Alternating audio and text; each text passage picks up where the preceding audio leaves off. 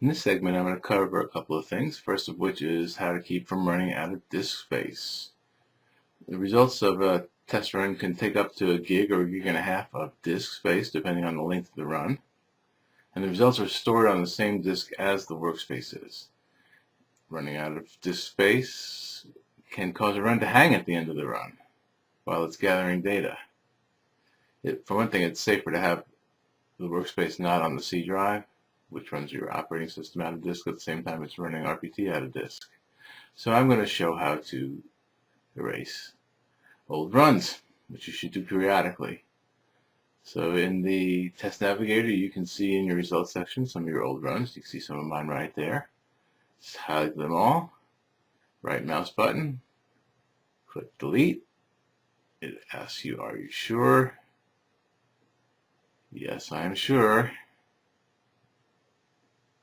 You say okay, and that will delete them, and then they're gone. So that's how to delete old runs, which I recommend you do. Now the other thing is how to export artifacts that RPT doesn't know about. For example, custom code that invokes other custom code is not known to RPT. And therefore, export test assets and dependencies will not automatically export those. For example, that page parsing code that I showed in this Apache screensaver, custom code used in this demo.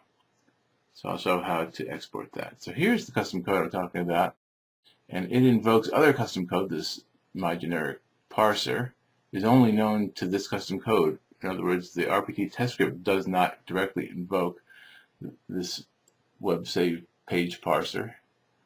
And so RPT doesn't know to export it when you say export, and I'll show that. So here's the schedule that uses that. I say export, test assets and dependencies.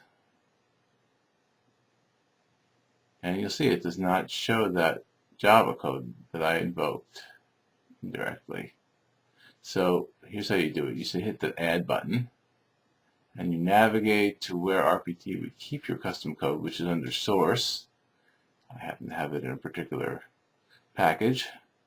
And you'll see one of those is going to be exported, the one with a check, and the other one is not checked. And so I check that, and now that will get exported when you say export.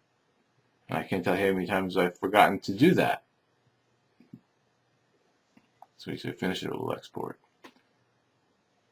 And that's all there is to it. So there I covered how to keep from running out of disk space, erase those old runs, and how to export artifacts that RPT does not know about.